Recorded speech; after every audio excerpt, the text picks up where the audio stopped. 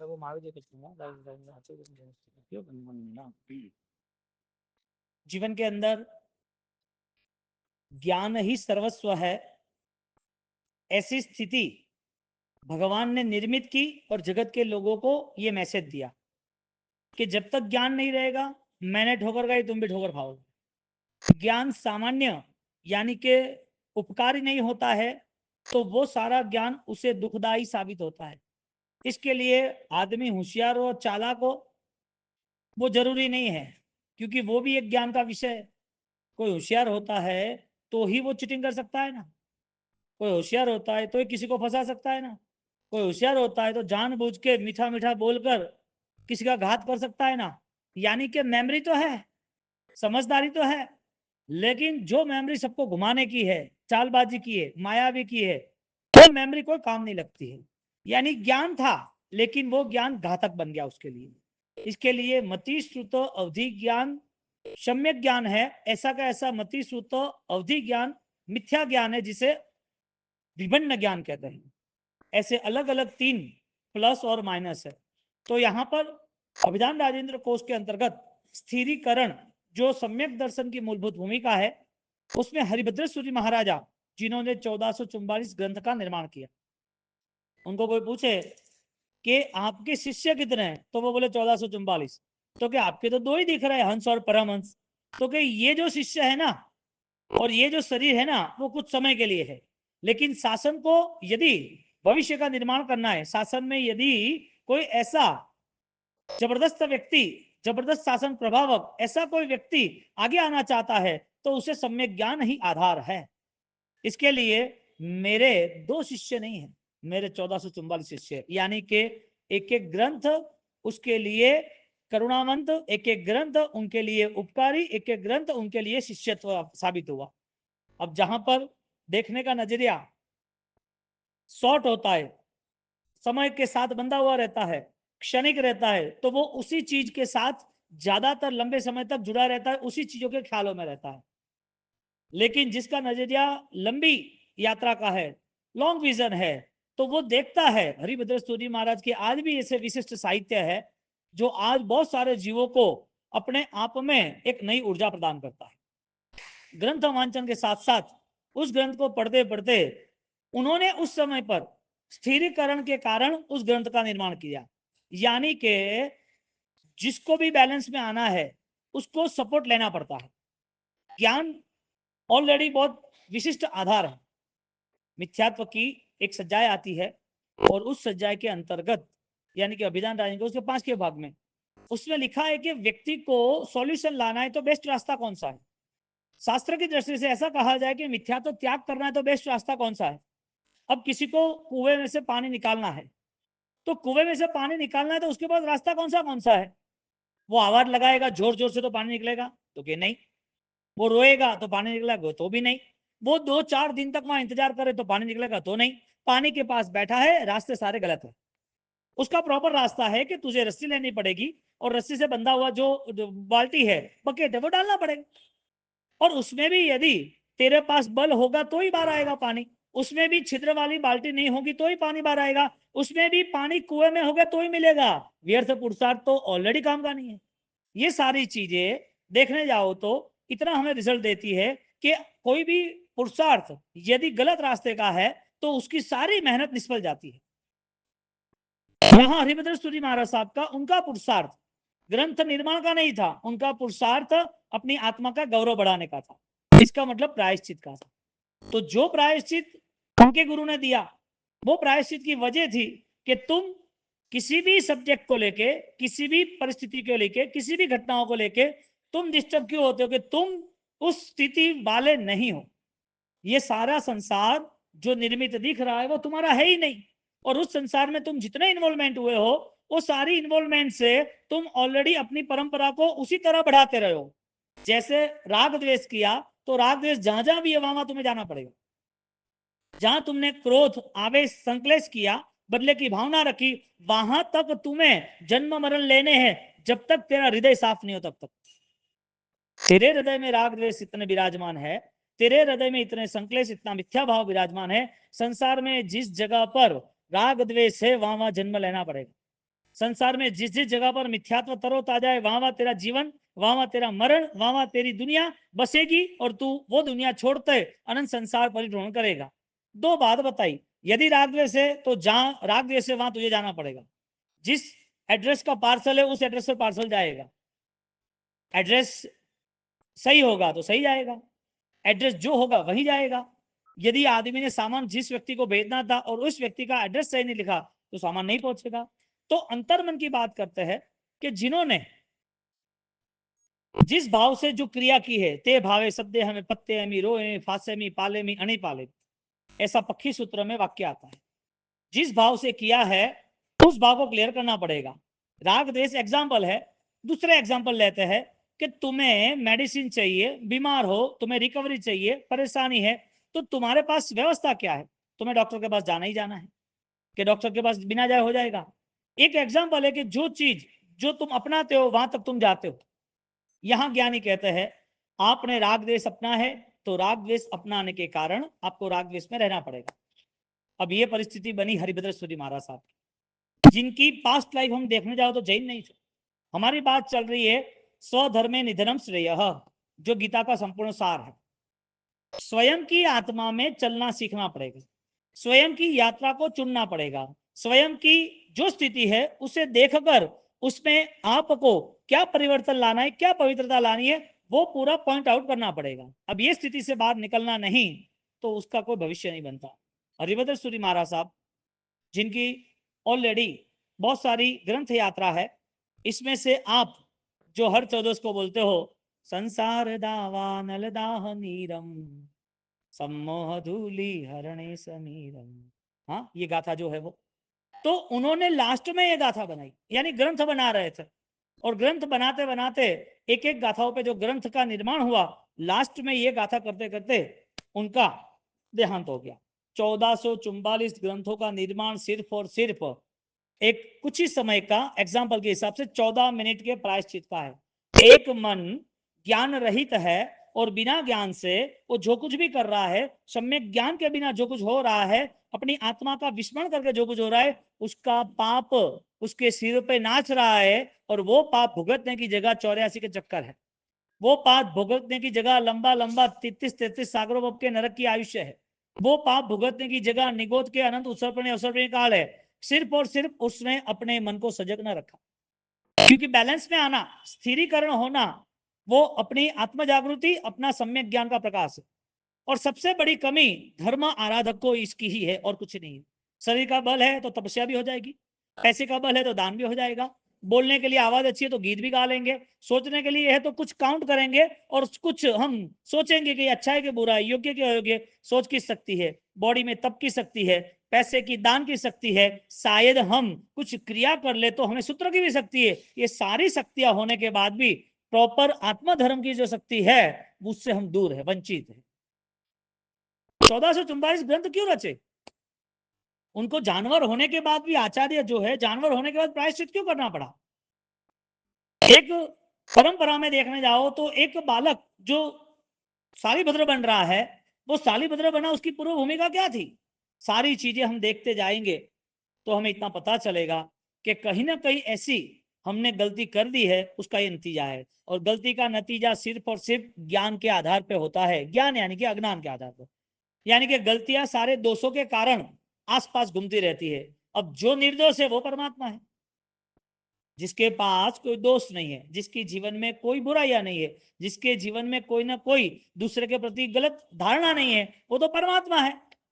परमात्मा सर्व जीवों पे करुणा करता है ना, उपद्रव करने वाले पर भी करुणा करता है कि नहीं करता है?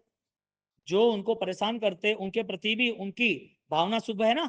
ईसद बास्पार द्रयोर्भद्रम सी वीर जिन नेत्र, आंख में से आंसू बह गए, इसका क्या होगा? उसने मुझे मारा तो है लेकिन ये तो जीव भटक जाएगा संसार में।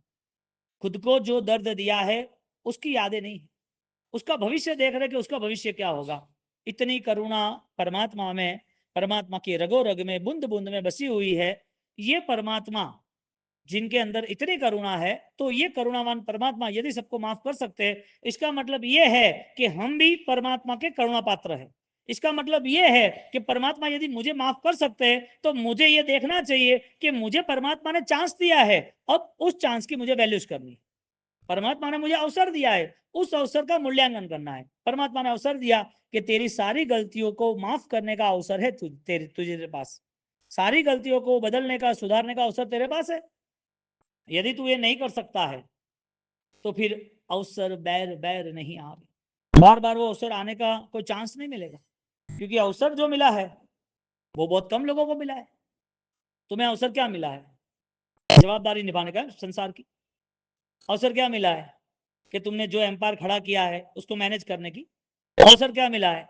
कि तुम्हें कॉम्पिटिटर बन के बिजनेस लेवल पे और आगे जाना है और टॉप पे जाना है। ये अवसर को अवसर मानते हैं तो ये तो ऑलरेडी कमजोर अवसर है, क्योंकि तुम्हारे हाथ में ही नहीं है, क्योंकि तुम जो कुछ कर रहे हो उसका रिमेट तो किसी और के पास है। संसार की स्थिति इतनी भयंकर है और उस स्थिति को लेके इंसान ऐसा ही समझता है कि मैं मेरी व्यवस्था को मेरे हिसाब से चलाऊं, जो हालांकि पॉसिबल है ही नहीं। और ये सारी चीजें बहुत बार कहने की बात ही नहीं है, समझदार को इशारा काफी। जो आसपास इतनी सारी मृत्यु हो रही है और इतने लोग जल रहे हैं, तो पता तो होना चाहिए ना कि उसमें क्या ऐसा पावर था, क्या ऐसा तत्व था जो उसको चला रहा था। मृत्यु किसकी हुई है? देह की हुई है, तो देह में कौन था? यदि देह की मृत्यु हुई है और आत्मा जग गया तो उसका कल्याण निश्चित है। यानी कि जिसने जिंदगी को जाना और जिंदगी में होश पाया, उस आदमी का जीवन इतना होशपूर्वक होता है कि उसकी मृत्यु भी इतनी ही महोत्सव बन जाती है। यानी कि मृत्यु में भी वो महोत्सव जागृति ला देता है। दादा गुरुदेव रायन सूरी महाराज के समय में केशर माता, उन्होंने उनका सिंचन तो किया, संस्कार दिया, संस्कार बचपन से देते देते बड़े हुए। अब केसरिया जी की यात्रा हुई, वो केसरिया जी यात्रा के बाद उनका वैराग्य बलवान कैसे बना। एक व्यक्ति आत्मा साधना के लिए किस अवसर से जुड़ता है और वो अवसर को वो लंबे समय तक अखंडित कैसे बना रखता है। अवसर मिलना वो जरूरी नहीं है, उस अवसर का संपूर्ण फायदा उठाकर उस अवसर को अपना बनाना वो जरूरी है। अवसर तो बहुत सारे आते हैं। स्थिरीकरण का मूल अर्थ ही यह है कि वापिस हम उस भाव में आए। स्थिरीकरण का अर्थ ही यह है कि अब जो मेरे आत्मा के उपकारी नहीं, ऐसे कोई भाव से मुझे नहीं जुड़ना। वरना क्रिया कोई स्थिरीकरण नहीं है, क्रिया को सम्यक दर्शन नहीं है, क्रिया को धर्मात्मा नहीं कहेंगे, क्रिया परमात्मा नहीं गिनते, क्रिया को गुण स्थानक नहीं कहेंगे। गुण स्थानक के हिसाब से क्रिया बताई। परमात्मा ने जो अध्यात्म बताया वो करने वाला सही है, इसके लिए क्रिया को बलवान बताई।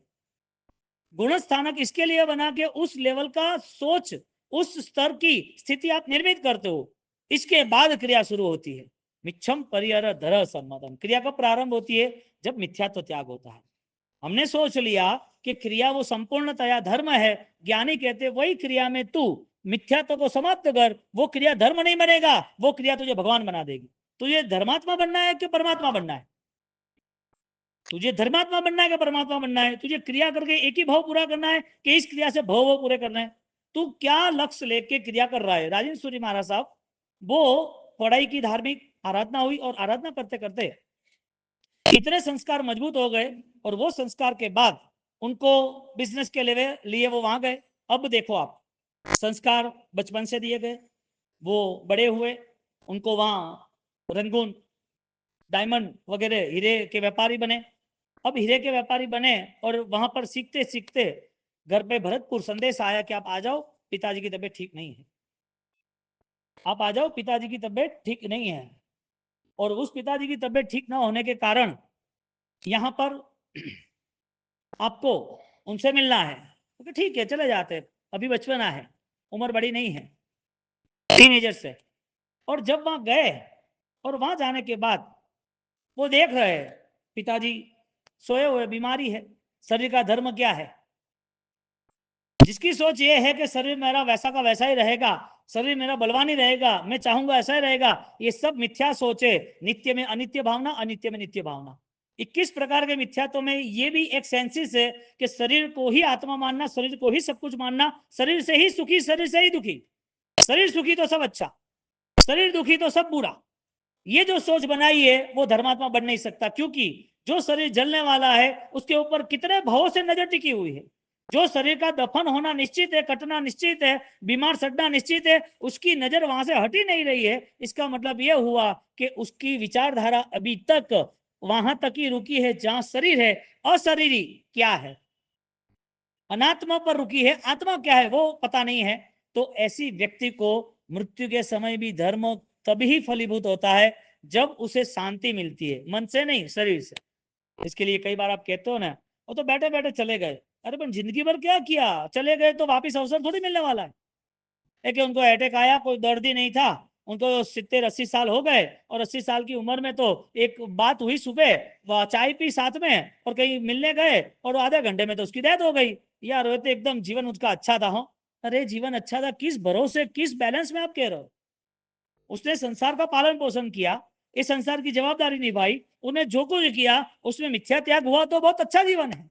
ये कौन तय करेगा कि अंतिम समय में मेरा मृत्यु जैन दर्शन के मुताबिक होगा? जन्म तो समान होते हैं, जन्म तो इस पृथ्वी पर आने वाले जितने भी जीव है उसका जन्म समान में होता है। मानव की दृष्टि से मानव के सारे जन्म होते हैं, जाति अलग अलग होती है, क्रिया अलग अलग होती है। जन्म समान होने के बाद जैन दर्शन की मृत्यु किसी और को ही सौभाग्यशाली को मिलती है। जैन की मृत्यु सबको नहीं मिलती है, जैन क्रिया से मृत्यु मिलती है, गलत।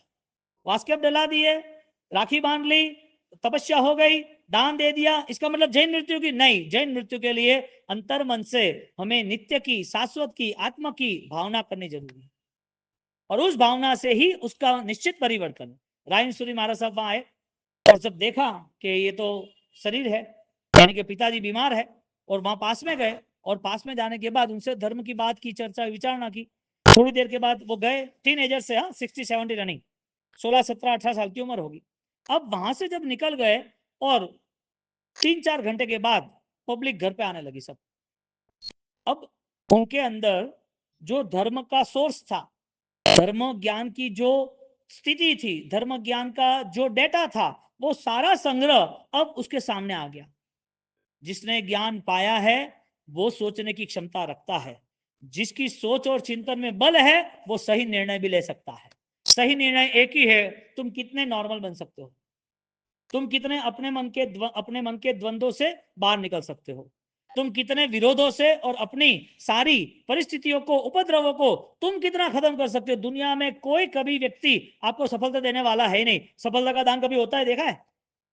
हाँ, मंजिल का दान कभी देखा है? खुद को ही पाना पड़ता है, चाहे कितना भी संघर्ष हो। ऐसे कई लोग हैं, भयंकर संघर्षों में भी वो अपने टारगेट को छूटते नहीं है। इसका मतलब कद बड़ा होना जरूरी नहीं है, पैसे बड़े होने जरूरी नहीं है, तुम्हारी बुद्धि बड़ी होनी जरूरी नहीं है, तुम्हारा ग्रुप बड़ा हो जरूरी नहीं है, तुम्हारे अंदर जिगर कितना है वो जरूरी है। तुम क्या कर सकते हो और किस चीज में तुम्हारी बेस्ट क्वालिटी है, तुम्हारी क्या ताकत है, क्या हुनर है, उसको आगे ले जाओ। ये चीज में वो आत्मा संतुष्ट होता है, यानी कि सही रास्ता मिलता है। इसके लिए रायन सूरी महाराज साहब को रत्नाराज दीक्षा नहीं हुई थी, और दीक्षा होने की वजह सामने आ गई। लोग आते जाते रहते, घर में दूसरे वडील है तो पूछते हुआ क्या के, तो क्या नहीं ऋषभ दास है ना, उसके पिताजी का नाम ऋषभ दास, ऋषभ दास जी थे ना, वो चले गए। तो उसके अंदर जो ज्ञान था, उस ज्ञान को कहीं ना कहीं रास्ता मिला, चहल पहल शुरू हुई। उनका पूरा जो कॉन्शियस था वो अब एक विचारधारा पे आगे बढ़ने लगा कि यार चले गए तो वो बैठे कौन है। क्या बोला? ऋषभ दास जी चले गए तो वो तो घर पे ही है, उनका बॉडी सेम है, उनकी एज वो है, वो दिखते ही वही है। बॉडी में 8 घंटे तक चैन नहीं होते। साइंस के हिसाब से ऑर्गन्स 24 घंटे तक, कुछ कुछ ऑर्गन का टाइम पीरियड है, वो ऑर्गन डोनेट करते हैं तो सजीव रहते हैं। शरीर के आंतरिक अंगोपांग सजीव रहते हैं, हार्ट है, किडनी है, हाँ ये सारी चीजें, कुछ ना कुछ आइस है वगैरह। तो ये सारी चीजें जो है, वो सारे जो अंग है, ऑर्गन्स है, वो ऑर्गन सचेत रहते हैं। और ये लोग कह रहे हैं कि वो चले गए, वो चले गए तो वो तो वहीं बैठे, सच क्या है, वो है या नहीं है? ऋषभ दास जी है या नहीं है, सच क्या है? हाँ, चेतन रे पंखी ना मेरा जेवो, देखी ले संसार छोड़ी जवानो, तन धन परिवार छोड़ी जवानो, तन धन परिवार। सांझ पड़े सौ पंखी तरु पर आवीने भेगा थाय, आवीने भेगा थाय। सवार पड़ता પોત પોતાના સ્થાને ચાલ્યા જાય, સ્થાને ચાલ્યા જાય. Bye bye Tata. ચેતન રે પંખીના મેળા જેવો, દેખી લે સંસાર છોડી જવાનો, तन धन परिवार बसेरा होता है. रात को पंछियां अलग अलग दिशा से आते हैं, एक रात को वहां बसेरे में बैठते हैं, थोड़ी बहुत वहां ब्रांचेस पे शाखाओं पे चर्चा होती है, और कोई 5 बजे, कोई 6 बजे, कोई 3 बजे अपनी अपनी दिशा को पकड़ के चले जाते हैं. ये संसार अनजानों का मेला है. कौन यहाँ आत्मा कहाँ से आई है किसी को कुछ पता नहीं है. बाहर के लेयर से सारी पहचान होती है. ये जो कोटिंग है ना बॉडी, जो नासवद, जो कितना भी सजाओ सजाओ, कितने भी इसके ऊपर डेकोरेशन कर लो, लेकिन इसके अंदर जो कीड़े पड़े हैं और पड़ने वाले हैं, वो कर्म ने अभी तक सिक्योर रखे. जिस दिन कर्म को पता चला ना कि इसका अभी आगे का टाइम सेट करो, उसको भी आगे जाना है, रिएक्शन स्टार्ट करो, बीमारी स्टार्ट करो, अपने आप परिवर्तन आना शुरू हो जाएगा. बीमारी के समय पर उससे सारा धर्म याद आ जाता है. तब तक तो संसार ही है. रायन सूरी महाराज जब रत्नराज है तब ये पिक्चर देख रहे, तो सच क्या है, ऋषभदास जी गए कि ऋषभदास जी है. सच क्या है कि तुम यहाँ रहोगे या तुम यहाँ से जाओगे. सच क्या है कि जो गए हैं वो मिलने आएंगे या नहीं आएंगे. सच क्या है तुम जिसको मिला बुला रहे हो वही इस संसार में आने वाले हैं. संसार में तुम किसी को बुला रहे हो, कोई बोलता है मेरा बेटा नहीं हुआ, वो बोलता मुझे ऐसा बेटा होता अच्छा होता, कोई गायब हो गया तो वो मिल जाता तो अच्छा होता, उसको भी बुला लो, उसकी इंक्वायरी डाल दो, पुलिस कंप्लेन दे दो. तुमने जो सोचा है उसका हिसाब किताब लगाओ. यानी कि जिंदगी जीना नहीं आता है, जिंदगी का कोई लक्ष्य, कोई उद्देश्य, जिंदगी की संभावनाएं क्या है वो पता ही नहीं है. यानी कि कल संसार में से कोई भी व्यक्ति पंखी के मेले की तरह कोई भी व्यक्ति यहां से जाने वाला है, छोड़ देने वाला है, भयंकर बीमारी है, तब उसके गाड़ी, बंगले, पैसे, अकाउंट, गहने, हीरे, चांदी, परिवार, स्वजन, बेटा, बेटी, भाई, बहन, माता, पिता, पति, पत्नी, सारे रास्ते रिश्ते पराये हो जाते. यानी कि सारे रास्ते भी पराये हो जाते. जहां चलना था वो भूल गए. क्यों भाई, क्या हुआ. जैन दर्शन हमें भय नहीं सिखाता. जैन दर्शन हमें निर्भयता सिखाते हैं. नमो जिनानम जिय भयान, हमें निर्भयता सिखाता है. ये तो बार बार हो रहा है, डरने की जरूरत नहीं. आज पहली बार नहीं है जिंदगी छोड़ना, आज ये संसार, ये परिवार छोड़ना पहली बार नहीं है, बार बार हुआ है. जैन दर्शन बार बार नहीं मिला है. सबसे इंपॉर्टेंट ये है जैन दर्शन, यानी कि जो बेस्ट लेवल का इमोशन है, नो थिंकिंग. तुम क्या सोच रहे हो, सोच के नाते कितना धर्म कर रहे हो, वो बात नहीं है. तुम्हारे अंदर की छिपी हुई जो परम सृष्टि है, परम परमात्मा की अवतरण की स्थिति है, परम साक्षात्कार की भावनाएं है, वो प्रकट हो रही कि नहीं हो रही है. क्योंकि ये अवसर ही नहीं मिलेगा, क्योंकि जहां बैलेंस नहीं है, स्थिरीकरण नहीं है, वहां जैन दर्शन नहीं हो सकता. अब जिन लोगों को ऐसा लग रहा है कि मुझे मेरा बदला ही लेना है, मुझे सबसे बड़ा ही होना है, मैं उसके साथ क्यों बैठूं, ये तो ऐसा है वैसा है, ये लोग अपने आप खुद को बर्बाद कर रहे हैं. अपने आप. रत्नराज राजेंद्र सूरी महाराज वो देख रहे हैं और पूछ रहे हैं, तुम बोल रहे हो कि ऋषभदास जी गए, और यहाँ तो वो दिख रहे हैं. संसार में ऐसी घटना घटित होती है तो संसार वाले क्या क्या करते हैं, भूल जाते सब. 5-10 साल फोटो रहता है, फिर चला जाता है फोटो भी, घर तैयार होता है, नया रिनोवेशन होता है. तो यानी कि तुम्हारी 10 पीढ़ी, 5 पीढ़ी के बाद कौन था वो भी तुम्हें पता नहीं है. ये सेंसिस हो जाए तो भी आगे की 5 पीढ़ी तुम्हारा कुछ नहीं करेगी, वो भी पता चल जाएगा. तुम नाम याद रखो कौन है, तुम याद करो तुम्हारे पुरखों को याद करो. यानी कि जो संसार का जो मेला है, पंखी का जो मेला है, उस मेले के अंदर कितना भी हम खुश हो जाए, कितना भी हम जिम्मेदारी निभा लाए, आत्मा की शक्ति नहीं बढ़े तब तक व्यर्थ है सब कुछ. और आत्मा की शक्ति बढ़ाने के लिए हमें सत्य को ऑलरेडी अपनाना पड़ेगा. और सच्चाई यही है, तुम अकेले हो. सच्चाई यही है, एगो में नथी नाह मनस कोई एवं अदिन मनसो अप्पा मनु सासई. एगो में सासो अप्पा नाण दंसन संजो, शेषा में बाहिरा भावा सब्बे संजोग लखना. एगो में सांसों पर, मेरी आत्मा एक ही शाश्वत है, अदरवाइज दूसरी सारी चीज मैं कितना भी कनेक्ट करूं मेरा नहीं होने वाला है. आंखों के सामने मेरा हाथ कट जाएगा और मेरा हाथ जो जन्म से साथ में था वो भी पराया हो गया, लाइव है. कोई कहता है ना मरने के बाद तो कौन किसको क्या पता है, जलना ही है ना. तू मरने के क्या बात, अभी की बात करना. तेरा शुगर हो जाएगा, तेरा पैर कटना पड़ेगा. तेरा ही पैर जन्म से मिला हुआ, 50 साल से इसने साथ दिया, वही पैर. एक्सीडेंट में तुझे पता चला मेरा पैर कटना पड़ा और तुझे नया एक्स्ट्रा दूसरा पैर लगाना पड़ा, तुझे हैंडीक्राफ्ट हो गया, तेरा हाथ पैर कुछ न कुछ कट गया, ये तेरे जन्म के नाते सारा परिवर्तन निश्चित है। जन्म और मृत्यु के बीच में सारे परिवर्तन आते हैं। कौन तय करता है परिवर्तन?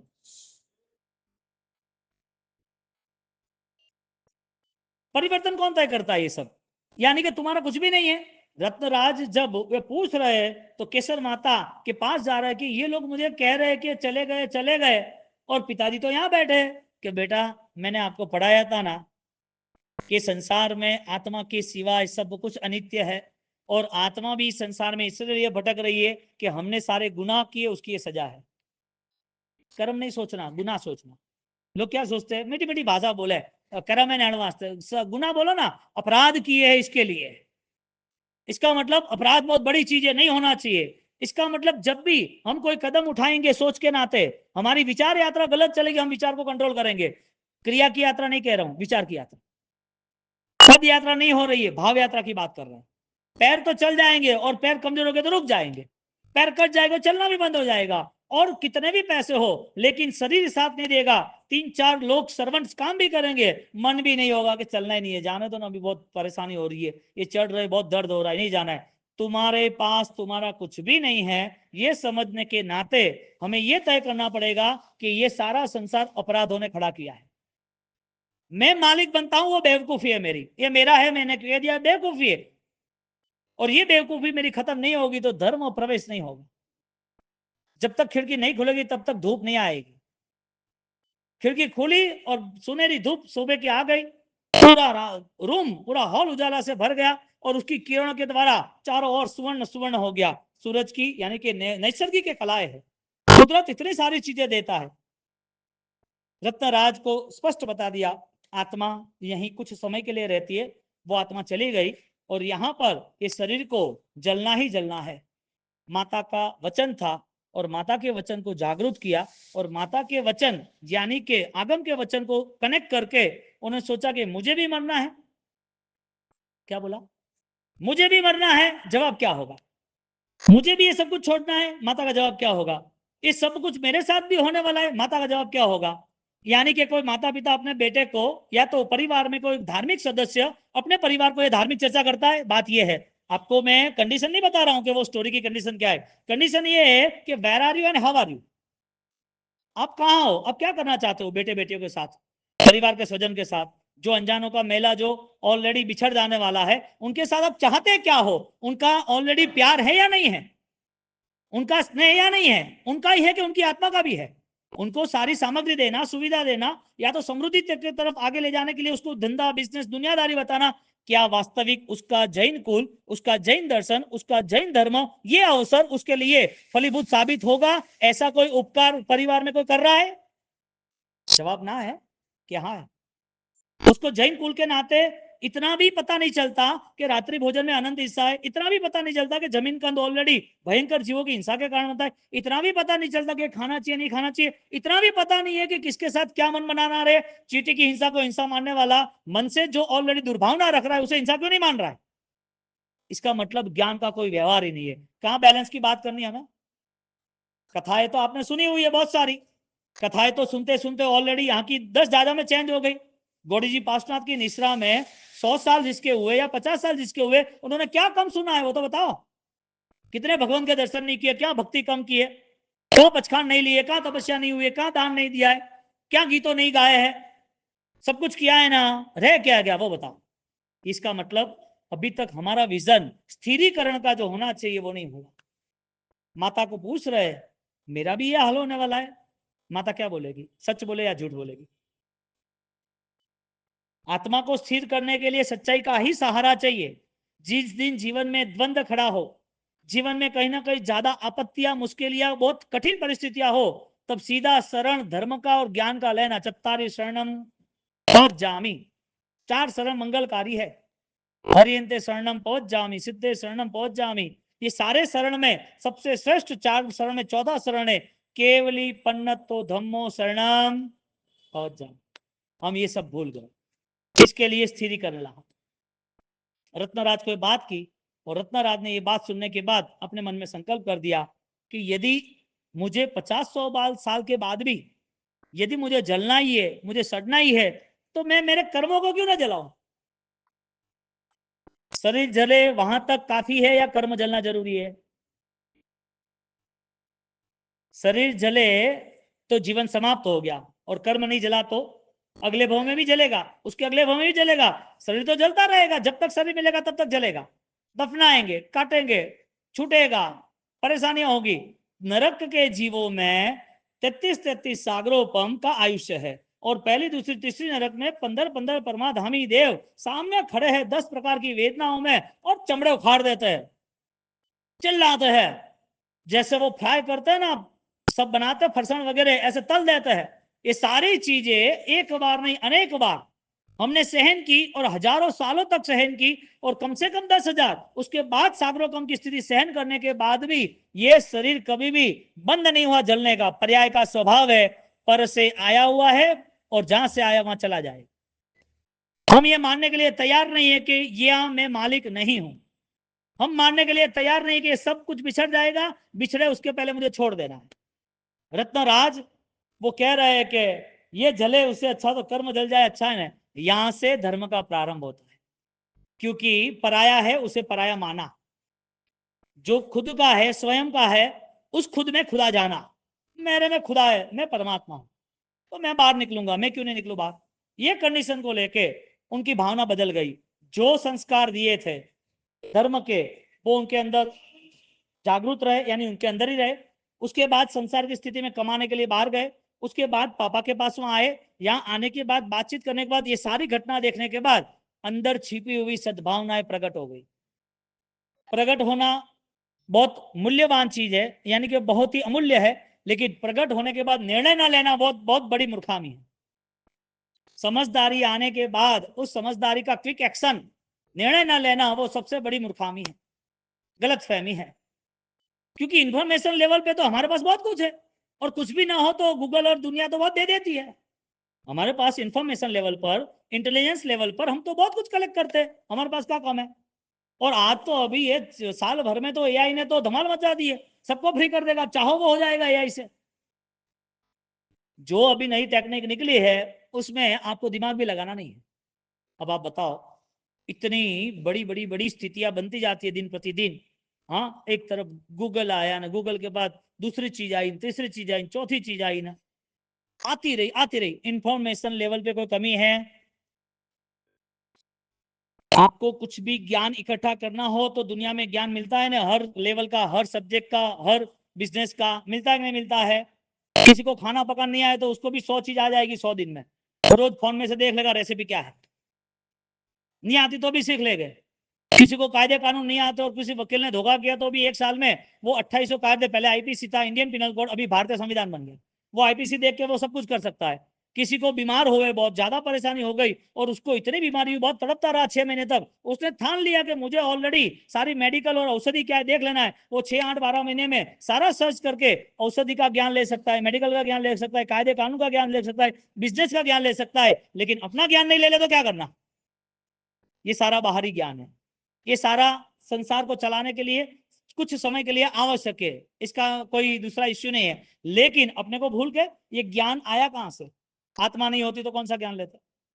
जीव नहीं होता, श्वासोश्वास नहीं होती, धड़कन नहीं होता, तो कौन सा ज्ञान काम का है? आपके अंदर आत्मा नहीं है, रॉबर्ट को ज्ञान दे दो, रॉबर्ट क्या इमोशंस है? वो भी आ जाएगा, लेकिन वो दिखावा का रहेगा, लोगों को घुमाने का रहेगा। चेतना जहां है वहीं पर लगाव है, और रॉबर्ट को कोई चेतना होती नहीं है, मशीन है ना, यंत्र है। और जो यंत्र है वो यंत्र यांत्रिक कहते हैं, यात्रिक नहीं कहते हैं। यंत्र यात्रिक है कि यांत्रिक है? मशीन है वो यांत्रिक युग है, यंत्र के सहारे सब कुछ चल रहा है। यात्रिक जो है संस्कृत के हिसाब से यात्रायते, जिसकी यात्रा में रक्षा होती है, यानी कि अपने आप को सुरक्षित करता है, उसका नाम यात्रा है। हमारी मानव जीवन की यात्रा चल रही है। राजेंद्र सूरी महाराज ने तय किया और वहां से वो दीक्षित हुए। शिक्षित होना जरूरी है, क्योंकि शिक्षित ही दीक्षित हो सकता है, बिना शिक्षित दीक्षित यानी कि आराधक नहीं हो सकते। यहाँ आराधना का बल बढ़ाने के लिए सम्यक ज्ञान की बात की राजेंद्र सूरी महाराज के जीवन में। उन्होंने अभिधान राजन को उसकी अनुपम रचना अंत समय में जब की है, जो हरिभद्र सूरी महाराज ने भी ये किया, प्रभु महावीर ने भी ये किया। 16 प्रहर प्रभु देशना, प्रभु महावीर की 36 अध्ययन की देशना उत्तराधीन की। हरिभद्र सूरी महाराज प्रायश्चित करने के लिए अंत समय तक लिखते रहे।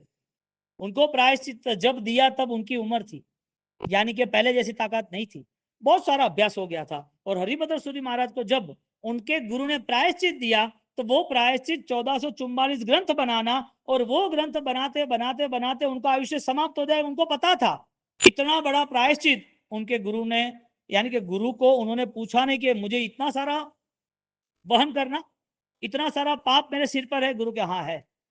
क्या पाप किया था? किसी को मारा तो के नहीं, किसी की चोरी की तो के नहीं, किसी को झूठ बोला तो के नहीं। तो पाप क्या किया था? गुरु ने प्रायश्चित दिया तुम्हें 1444 ग्रंथ बनाने। उनका पाप इतना ही था कि उनके दो हंस और परमहंस शिष्य थे, उनके पीछे जो दूसरे जो संत थे, यानी कि संत नहीं कह सकते, जिसमें कसाय होते वो संत थोड़ी होते। संत की परिभाषा बनती है कि वो निर्मलता की ओर आगे बढ़ते हैं, वो परमात्मा बनने की उत्सुकता है, इसके लिए ही वो संत बने। ऐसे संत जो भगवंत की ओर चले जाते हैं, वो परमात्मा की स्थिति को नाप लेते हैं, यहाँ वहां तक पहुंचना है, वो वहां से खिसक गए। इतना विशिष्ट स्वाध्याय था, इतने विद्वान थे, और उस विद्वत्ता के स्तर पर उनकी पूरी जीवनी हम देखने जाए तो ज्ञान इतना विशाल था, लेकिन ज्ञान का रिएक्शन भी इतना बड़ा था। कांटा सुई है, वो काम की है इंजेक्शन लगाने के लिए, लेकिन वो ऑटोमेटिकली पैर में चुभ जाए तो, चलते चलते कोई मेडिकल के शॉप से या मेडिकल कोई दूसरे हॉस्पिटल से तुम जाओ और पैर में डायरेक्ट सुई चुभ गई तो तुम्हारे शूज तुम्हारे चंपल को ऑलरेडी छू के अंदर आ जाए काट के, तो सोई काम की थी। सुई इंजेक्शन के लिए काम की थी, बीमार के लिए काम थी, डॉक्टर समझदार है इसके लिए काम थी, लेकिन वही सुई सड़क पर गिरी और लग जाए तो काम की नहीं है। ज्ञान उनके पास था, हरिभद्र सूरी महाराज के पास, लेकिन उस ज्ञान में उनको रिएक्शन था। इन्होंने एक लोगों को टाइटल दिया था कि जैन मंदिर में जाना वो महापाप है, जैन मंदिर में नहीं जाना, हाथी सामने से आ रहा है वो पागल है, और सामने पागल हाथी तुम्हें मार डालेगा, और पास में जैन मंदिर है, बचाव के लिए अंदर जा सकते हो, लेकिन जैन मंदिर में नहीं जाना, वहां जाना महापाप है। हाथी के पैर कुचल जाना, मर जाना, लेकिन जैन मंदिर नहीं जाना। हस्ती न मान्य ताड़ोपी न गच्छे जैन मंदिर। हस्ती ना मान्य ताड़ोपी, हाथी यदि खत्म कर दे आपको, कुचल भी दे तो चलेगा, लेकिन जैन मंदिर में नहीं जाना। कौन है ये? प्रायश्चित करने वाले हरिभद्र सूरी। ऐसा कैसा जीवन बना? किसने बनाया है जीवन? स्थिरीकरण में, सम्यक ज्ञान में। तो हरिभद्र सूरी महाराज का जीवन इतना बेहतरीन है, और वो बेहतरीन जीवन में हम स्टार्टिंग से करें, 1444 शिष्य को मारने का जो पाप आया वो कहां से आया था, तो सारी चीजें हम अवसर पे देखेंगे।